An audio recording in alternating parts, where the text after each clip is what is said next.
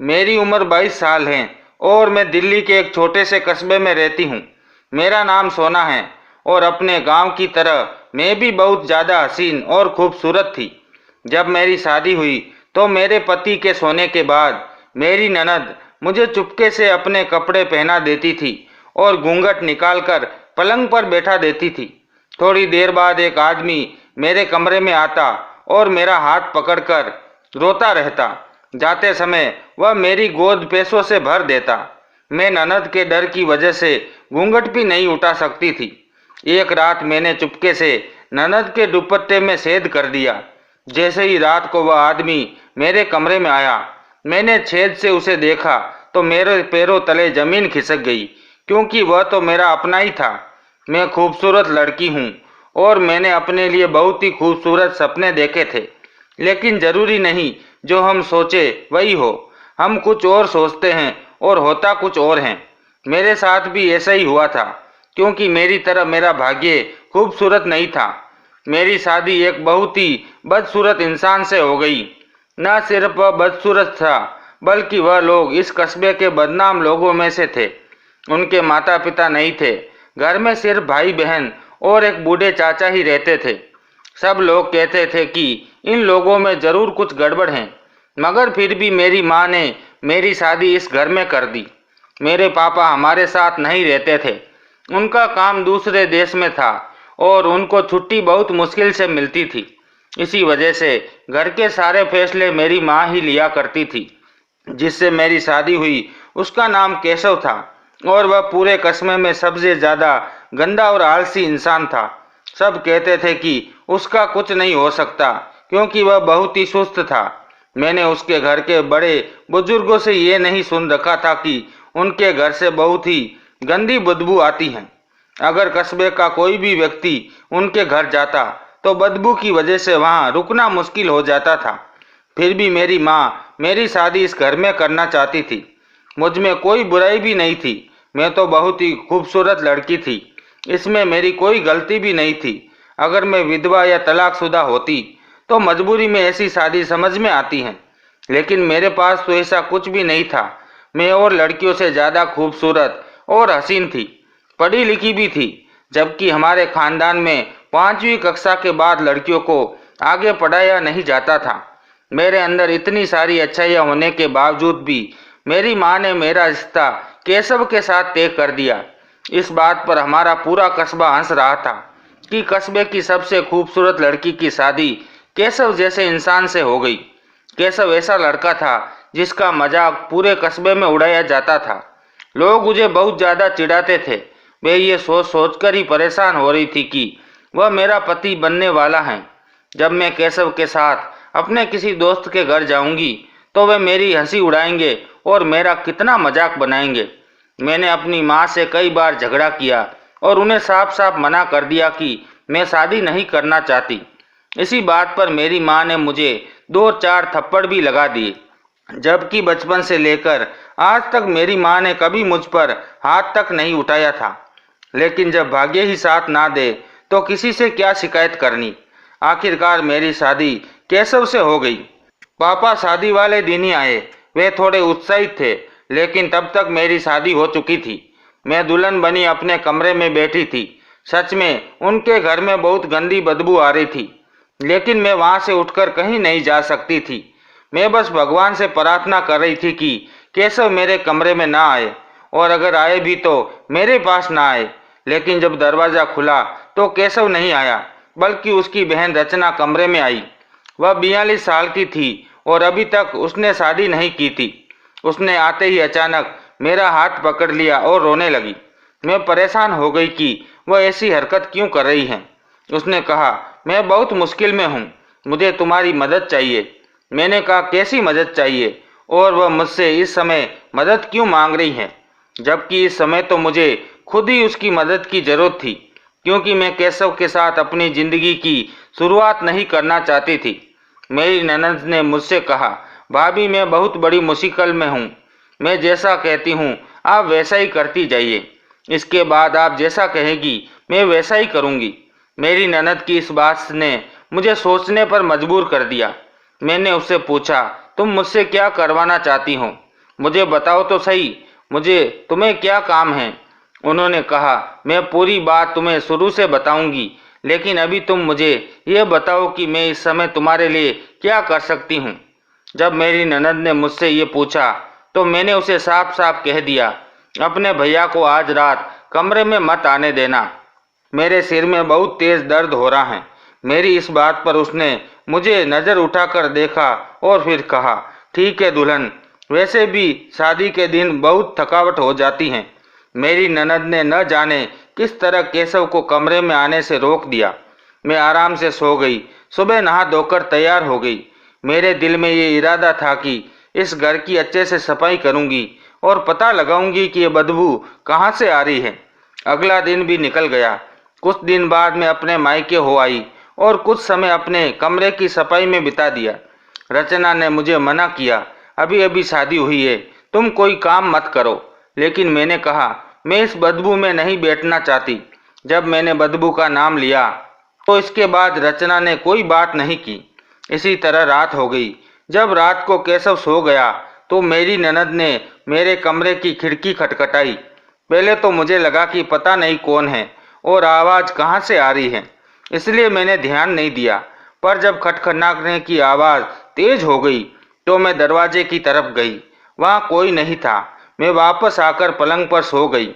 लेकिन जब दोबारा से आवाज़ आई तो मैंने ध्यान से सुना कि यह किस तरफ से आ रही है। जैसे ही मैंने खिड़की खोली, मेरी ननद वहाँ खड़ी थी। उसने मुझे बाहर आने का इशारा किया। जब मैं बाहर आई तो उसने कहा, मैंने आपसे एक काम करने का वादा किया था, आपको वह काम आज ही करना है। मेरी अपनी ननद ने कहा, क्या काम है? पहले मुझे ठीक से समझाओ, क्योंकि उस समय भी मेरे मन में गांव वालों की बातें ही चल रही थी। गांव वाले इन दोनों भाई बहनों को बिल्कुल अच्छा नहीं समझते थे। मैं झूठ नहीं बोलूँगी, मगर उस समय मेरे दिमाग में यही सब बातें चल रही थी कि ये मुझे ज़रूर कुछ गलत काम ही करवाएगी, या फिर इसका कोई ऐसा चक्कर होगा जिसका हल ये मुझसे निकलवाना चाहती हैं।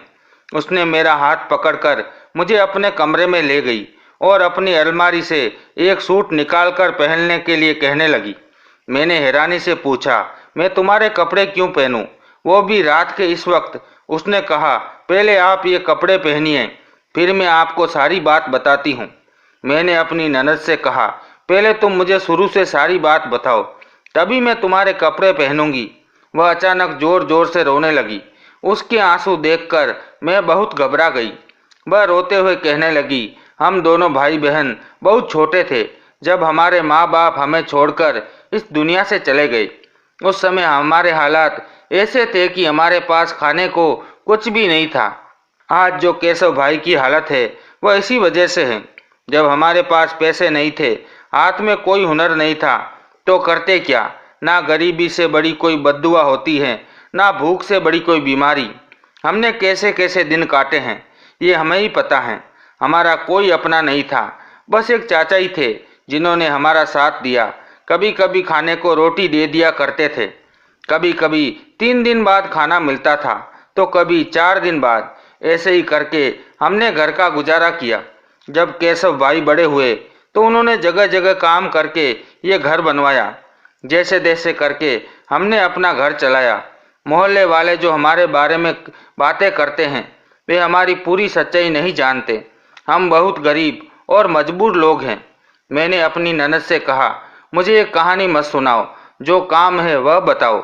उसने कहा, यह आपकी गलती नहीं, आप भी मुझे गलत ही समझेगी, लेकिन इस गरीबी से तंग आकर मैंने एक बहुत अजीब सा काम कर डाला है। मैंने हैरानी से पूछा, अजीब सा काम? तुम्हारा क्या मतलब है? कौन सा अजीब सा काम किया है तुमने? फिर उसने मुझे एक बहुत अजीब बात बताई। सच में उस बात को सुनकर मैं बहुत ज़्यादा हैरान हुई। ये भी सच है कि ऐसी चीज़ों के बारे में मैंने आज तक नहीं सुना था, लेकिन ऐसा इंसान कभी नहीं देखा था जो इन बातों पर विश्वास करता हो। वह मुझे बताने लगी, मैं गरीबी से तंग आकर एक तांत्रिक के पास गई। उस तांत्रिक ने मुझे एक टोटका बताया। इस टोटके को करने की पहली कोशिश में मैं फेल हो गई और इसी वजह से हमारे घर में यह गंदी बदबू आई है। अगर तुम्हें इस बदबू को ख़त्म करना है तो तुम्हें मेरे साथ मिलकर इस टोटके को पूरा करना ही होगा, वरना तुम कुछ भी कर लो, इस घर से बदबू खत्म नहीं होगी और न ही इस घर के हालात ठीक होंगे। अब तुम मानो या ना मानो, तुम भी इस घर का हिस्सा हो। केशव तुम्हारा पति है और हम लोग ही तुम्हारा परिवार हैं, इसलिए तुम्हें मेरी मदद करनी ही होगी। मैंने अपनी ननद से पूछा किस तरह का टोटका है। उसने बताया कि इस टोटके को पूरा करने के लिए तुम्हें रोज दुल्हन की तरह तैयार होकर घूंघट निकालकर एक अच्छा सा जोड़ा पहनकर अपने बिस्तर पर बैठना होगा। रात के 12 बजे के बाद एक आदमी मेरे कमरे में आता था। ये साफ नहीं था कि वह आदमी कौन था, लेकिन वह मेरे कमरे में आता, मेरा हाथ पकड़ता और मुझे कुछ बातें करता। मुझे कहा गया कि इस टोटके को पूरा करने से मुझे बहुत सारा धन मिलेगा, मतलब मुझे इतने पैसे मिलेंगे कि मेरे सारे ख्वाब पूरे हो जाएंगे। मेरी ननद ने बताया, टोटके के पहले ही दिन जब वह आदमी मेरे कमरे में आया तो मैं उसे देखकर बहुत डर गई। मैंने नज़र उठाकर उसे देख लिया और उस रात के बाद से 3 महीने तक मेरी तबीयत बहुत ज़्यादा खराब रही। मुझे इतना तेज़ बुखार रहने लगा कि मैं 3 महीने तक बिस्तर से उठ ही नहीं पाई। जब मेरी तबीयत ठीक हुई तो मैं दोबारा तांत्रिक के पास गई। उसने बहुत सारे मंत्र पढ़े और मुझसे कहा कि मुझे एक आखिरी मौका दिया जा रहा है। मेरी ननद मुझसे कहने लगी, भाभी अब तुम्हें ही मेरी मदद करनी होगी। तुम्हें मेरे कपड़े पहनकर बिस्तर पर घूंघट निकालकर बैठना होगा। रात को वह आदमी आएगा, तुम्हारा हाथ पकड़ेगा और तुमसे कुछ बातें करेगा, लेकिन कुछ भी हो जाए तुम्हें उस आदमी को नज़र उठाकर नहीं देखना है। यह सब सुनकर मैं बहुत डर गई थी, लेकिन मैंने अपनी ननद को ये एहसास नहीं होने दिया कि मैं डर चुकी हूँ। मैंने उसे मना करने की कोशिश करते हुए कहा, मैं ऐसा कोई काम नहीं करूँगी। अमीर बनने का लालच तुम्हें हुआ है, सारी गलती तुम्हारी ही है, तुमने ये सब किया है। मैं तुम्हारी इस गलत हरकत में तुम्हारा साथ नहीं दूंगी। जब रचना ने मुझे एक ऐसी अजीब सी बात बताई जिसे सुनकर मैं बहुत ज़्यादा डर गई। उसने मुझसे कहा, मैं बिना वजह नहीं रो रही, अब चाहे कुछ भी हो जाए आपको मेरी मदद करनी ही होगी। तांत्रिक ने मुझे बताया है कि अगर 15 दिन के अंदर इस टोटके को पूरा नहीं किया गया तो इस घर में रहने वाले हर इंसान की मौत हो जाएगी।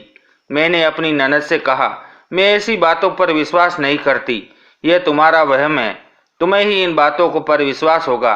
इतना सुनते ही मेरी ननद मेरे पास आई और बड़ी बड़ी आंखें करके मुझसे बोली, तो ये बदबू कहाँ से आ रही है?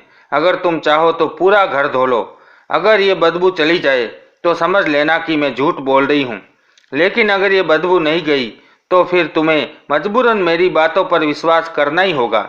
सच बात तो ये है कि मैंने इस घर को पहले ही पूरी तरह साफ कर दिया था। घर का कोना कोना छान मारा था ये देखने के लिए कि बदबू कहाँ से आ रही है, लेकिन मैं इस बदबू को ख़त्म करने की नाकाम कोशिश पहले ही कर चुकी थी। फिर भी मैंने अपनी ननद से कहा, मुझे 1 दिन का समय और दे दो, मैं फिर से कोशिश करूँगी। अगर मैं इस कोशिश में नाकामयाब रही तो फिर मैं तुम्हारा काम जरूर करूँगी। अगले पूरे दिन मैंने घर की सफाई में निकाल दिया, पूरे घर को धो डाला, मगर मैं हैरान थी कि इतनी सफाई के बाद भी बदबू आ रही थी। फिर मैंने सोचा कि शायद मेरी ननद की बात सच है, शायद उसने वाकई में कुछ गलत किया था। अब मुझे अपनी मदद करनी थी, क्योंकि अगर वह सच बोल रही थी तो ये टोटका भी सच्चा था, और अगर मैंने उसकी मदद नहीं की तो मैं अपनी जान भी नहीं बचा पाऊंगी। तभी मैंने देखा कि मेरी ननद अपने कमरे में बैठी बच्चों की तरह रो रही थी। वह भगवान से माफ़ी मांग रही थी और कह रही थी, हे भगवान, मैंने पैसों के लालच में पड़कर बहुत बड़ी गलती कर दी, मुझे माफ़ कर दो और हमारी जान बचा लो। हम सबकी जान पर बनी हुई हैं, अब मैं क्या करूं? मैंने सोचा कि आखिर कोई 42 वर्ष की समझदार औरत ऐसी हरकत क्यों करेगी। मैंने अंदर जाकर उसके कंधे पर हाथ रखा और उससे कहा, मैं तुम्हारी मदद करूंगी। मेरी ननद ने मुझसे कहा, यह बात केशव को नहीं पता चलनी चाहिए, क्योंकि वह शुरू से इसमें शामिल नहीं है। अगर ये बात उसे पता चली तो वह बहुत ज़्यादा गुस्सा होगा और फिर हम इस टोटके को पूरा नहीं कर पाएंगे। ये एक आदमी की बात है और कोई भी मर्द कभी बर्दाश्त नहीं करेगा कि उसकी पत्नी ऐसा कुछ करे जिससे उसकी इज्जत को खतरा हो। वह कभी राजी नहीं होगा और ना ही चाहेगा कि उसकी पत्नी को किसी गैर मर्द के साथ अकेले बैठना पड़े। मैंने अपनी ननद से कहा, बैठने तक तो ठीक है, लेकिन देख लेना कि कहीं कहानी कुछ गलत ना हो जाए। उसने कहा, नहीं, ऐसा बिल्कुल नहीं होगा, क्योंकि मैं पहले ही ये काम कर चुकी हूँ।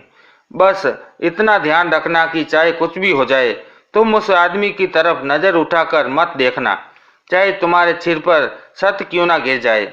आंखों में नहीं देखना, बस नज़र झुकाकर बैठी रहना। मेरा दिल बहुत परेशान था। मैं अपने कमरे में आकर माँ से बात करना चाहती थी, लेकिन मैं उन्हें ये सब बात नहीं बता सकती थी। फिर भी सोचा कि उनसे बात करने से मेरा मन थोड़ा हल्का हो जाएगा। लेकिन तभी मुझे याद आया कि मैंने तो अपनी माँ से नाराज़ थी, क्योंकि उन्होंने ही ऐसे घर में ज़बरदस्ती शादी कराई थी। मेरे पापा तो उनकी इस बात पर बहुत गुस्सा थे। जब माँ ने मुझसे पूछा, तुम खुश हो या नहीं, तो मुझे गुस्सा आ गया। मैंने उनसे कहा, ये पूछने का हक आपको नहीं है। ऐसे घर में कोई कैसे खुश रह सकता है? क्या है इस घर में जिसकी वजह से मैं खुश हो जाऊं? मेरी माँ ने मुझसे कहा, जिंदगी की सारी खुशियाँ पैसों से खरीदी जा सकती है। तुम्हारे पास पैसे आ जाएंगे तो तुम भी बहुत खुश रहोगी। मैंने माँ से कहा, मेरे पास पैसे कहाँ से आएंगे? मेरे पति का तो ऐसा काम है कि आज तो कल नहीं। मेरी माँ मुझसे तसल्ली देने लगी, देखना बहुत जल्द सब कुछ ठीक हो जाएगा। तुम भी गाड़ियों में घूमोगी, तुम्हारा भी बड़ा सारा घर होगा। मेरी माँ मुझे ऐसे ख्वाब दिखा रही थी जैसे सब कुछ वे ही मुझे खरीद कर देने वाली हो। लेकिन मैं अपनी परेशानियों में उलझी हुई थी, इसलिए मैंने उनकी बातों पर ध्यान नहीं दिया। मैं बहुत डरी हुई थी, लेकिन मेरी मजबूरी थी कि मुझे ये काम करना ही था। रात को जब केशव सो गए तो मैं अपनी ननद के कमरे में आ गई। ननद के कपड़े पहनकर अच्छे से दुल्हन की तरह तैयार हो गई और ननद के पलंग पर बैठ गई। उसने मुझे ऐसा घूंघट कर दिया जिससे हल्का सा कुछ नहीं दिख रहा था। वह घूंघट बहुत मोटे कपड़े का था। फिर मेरी ननद कमरे से बाहर चली गई। उसने मुझे कहा था कि वह मेरे पास ही रहेगी। थोड़ी देर बाद ननद के कमरे के पीछे की तरफ वाला दरवाज़ा खुला, जिसका रास्ता गली में निकलता था। वहाँ से एक आदमी अंदर आया और मेरे पास आकर बैठ गया। मैं बुरी तरह से डर गई थी कि न जाने अब क्या होने वाला है। मेरा पति जैसा भी हो, लेकिन मेरा पति था और मैं उसके साथ धोखा कर रही थी। उस आदमी ने मेरा हाथ पकड़ा और बच्चों की तरह रोने लगा। वह कुछ बोल ही नहीं रहा था। थोड़ी देर बाद मुझे एहसास हुआ कि वह हल्के हल्के कुछ बड़बड़ा रहा था। वह धीमी आवाज़ में बोल रहा था, जिससे मुझे कुछ सुनाई नहीं दे रहा था। उसके शब्द ऐसे थे कि मैं कुछ समझ नहीं पा रही थी। जब मैंने उसकी आवाज़ पर ध्यान दिया, वह बोल रहा था, मुझे बचा लो, मैं परेशान हूँ, मेरी परेशानी दूर कर दो। मैं चाहता हूँ वह मुझे मिल जाए। वह काफ़ी देर से मेरा हाथ पकड़कर बैठा रहा। जब तक वह आदमी मेरे कमरे में रहा, मेरा दिल अपने काबू में नहीं था। मेरी धड़कन बहुत तेज चल रही थी। थोड़ी देर बाद वह आदमी जैसे आया था वैसे ही चला गया। उसके जाने के बाद जब मैंने घूंघट उठाकर देखा तो मेरी आंखें फटी की फटी रह गई। मेरी झोली में बहुत सारे नोट पड़े थे। ये जरूरी वही आदमी रखकर गया होगा। मेरी ननद ने मुझसे कहा, देखो इन पैसों को, इतने पैसे हम पूरा महीना मेहनत करके भी नहीं कमा सकते थे। मैंने कहा था ना, सब ठीक हो जाएगा। देखा कुछ भी नहीं हुआ। हमें बस कुछ दिन और ये काम करना होगा। मैंने भी हाँ कर दी और कहा, ठीक है, मैं ये काम करूँगी। अब तो हर रोज़ ही हो गया था। वह आदमी रात को आता और मेरी झोली में पैसे भर देता, लेकिन वह सारे पैसे मेरी ननद ले लेती। वह बहुत खुश होती। मैं उससे बार बार पूछती, अब तो हमें इस टोटके को करते हुए बहुत दिन हो गए, कब तक यही काम हमें करना होगा? उसने कहा, थोड़े दिन और करना होगा। रोज रोज ऐसा करते करते वह मेरे दिल में एक तरह का शक पैदा होने लगा था कि वह आदमी आखिर कौन है। मेरी ननद मुझसे रोज ही एक नया सूट पहनने को देती। एक दिन मैंने अपनी ननद के दुपट्टे में कुछ छोटा सा छेद कर दिया ताकि मैं आर पार देख सकूं। मैंने सोचा, अब जब वह आदमी आएगा तो मैं उसके परछाई से ही उसका चेहरा देख लूँगी। मैं पलंग पर बैठी थी। वह आदमी आया और मेरा हाथ पकड़कर रोने लगा। मैंने आज हिम्मत करके उस शक्ल का चेहरा देखने की ठान ली थी, जबकि ऐसा करने के लिए मेरी ननद ने मुझे साफ साफ मना कर दिया था। लेकिन मैंने अपने दिल में पैदा हुए शक के कारण मुझे आज उसका चेहरा देखना ही था। क्या मेरी ननद मुझे पागल बना रही थी? मैंने जैसे ही उस आदमी का चेहरा देखा तो मेरे पैरों तले जमीन खिसक गई, क्योंकि वह आदमी कोई और नहीं बल्कि मेरा अपना पापा था। मैंने झटके से अपना घूंघट उठाया। मुझे देखकर मेरे पापा की हवाइयाँ उड़ गई। मैंने उससे पूछा, आप यहाँ क्या कर रहे हैं? मेरे पापा मुझे जवाब देने की बजाय और तेजी से वहाँ से भाग गए। मैं बहुत परेशान हो गई और उन्हें आवाज़ देती रही, लेकिन फिर भी उन्होंने पीछे मुड़कर नहीं देखा। मेरी आवाज़ सुनकर मेरी ननद कमरे में आ गई और मेरा हाथ पकड़कर बैठ गई, क्योंकि वह समझ चुकी थी कि क्या हो चुका है। मैंने अपनी ननद की कलाई इतनी जोर से पटक दी कि उसकी चीख निकल गई। मैंने उससे पूछा, बताओ ये सब क्या कर रही हो? तुमने मेरे पापा को फंसा रखा है, तुम मेरी फैमिली को ब्लैकमेल कर रही हो। इतना सुनकर उसने झटके से अपना हाथ छुड़ा लिया और मुझसे कहा, जाकर अपनी माँ से पूछो। मैंने अगले दिन मम्मी के घर जाने का फैसला किया, क्योंकि रात बहुत हो गई थी। वो रात मैंने कैसे काटी ये सिर्फ मैं ही पता है। अगली सुबह मैं मम्मी के घर पहुंच गई और उन्हें सब कुछ बता दिया। मम्मी भी मेरी ननद की तरह अपना सिर पकड़कर बैठ गई। उन्होंने मुझसे कहा, तुम्हारे पापा जितने सीधे दिखते हैं उतने हैं नहीं। उन्होंने हमसे छुपाकर दूसरी शादी कर रखी है, और इतना ही नहीं, उन्होंने अपनी सारी जायदाद भी उस औरत के नाम कर दी है। ये जो तुम्हें हमारे घर में गरीबी और तंगहाली नजर आ रही हैं, ये सब तुम्हारे पापा की वजह से हैं। वरना हमारे पास घर भी था, जायदाद भी थी और कारोबार भी। वो सब उस औरत से छीन लिया। सुना है कि अब वो औरत बहुत ज़्यादा बीमार रहने लगी है। तुम्हारे पापा उसके पीछे इतने पागल हैं कि उसके इलाज के लिए शहर के बड़े बड़े डॉक्टर के पास चलकर चक्कर लगा रहे हैं। मैंने तुम्हारे पापा के खिलाफ एक प्लान बनाया था और तुम्हारी ननद को इसमें शामिल किया था, क्योंकि वही ये काम कर सकती हैं। मोहल्ले की औरतें और मेरी कोई रिश्तेदार इस काम में मेरा साथ कभी नहीं देती। हमने तुम्हारे पापा से कहा कि उन्हें कुछ दिन तक एक कमरे में जाना होगा, जहां एक औरत घूंघट करके बैठी होगी। उन्हें बस उस औरत को हाथ पकड़कर अपनी परेशानियां बतानी है और फिर उपहार के तौर पर उसे कुछ पैसे देने हैं। तुम्हारे पापा ने अपनी सारी दौलत उस औरत पर लुटा दी, लेकिन उस पर हमारा भी हक है और अब हम वही वापस लेने की कोशिश कर रहे हैं। लेकिन तुम्हारी ननद बहुत चालाक निकली। जब वह मेरी साथी बन गई तो उसने मुझसे तुम्हारा रिश्ता अपने भाई के लिए मांग लिया। मैं बुरी तरह फंस चुकी थी। अगर मैं उसे इनकार करती तो वह तुम्हारे पापा को सब कुछ बता देती, और ऐसा करने से तुम्हारा पापा हमें तलाक दे देते। मुझे मजबूरन होकर तुम्हारा रिश्ता उसके भाई से करना पड़ा। लेकिन ये कैसे हो सकता है? पापा जानते हैं कि मेरी शादी इस घर में हुई है। वो मेरी शादी के दिन वहाँ मौजूद थे।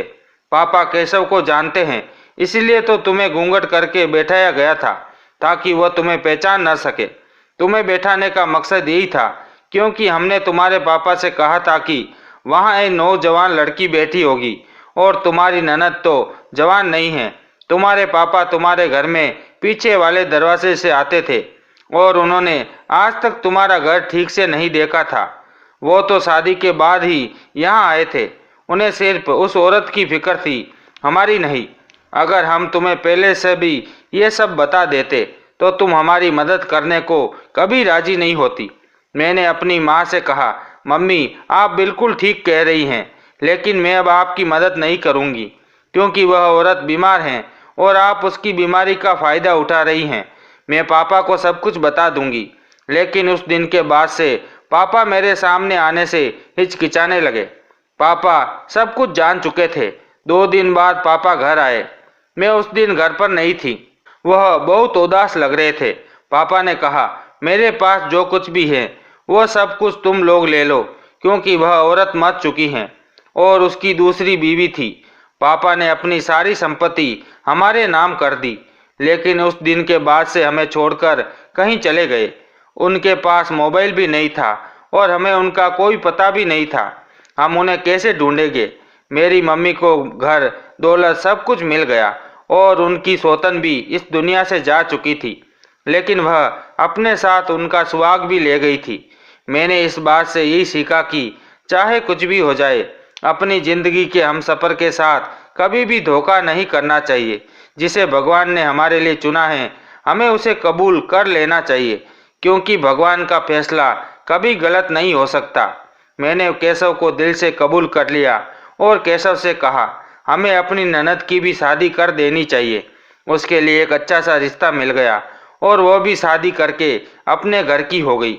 इसी बीच मैंने केशव को सबके साथ उठने बैठने और बातचीत करने के तौर तरीके सिखाए और उससे कहा, अपनी पढ़ाई फिर से शुरू कर दो और साथ ही कोई छोटा मोटा कारोबार कर लो।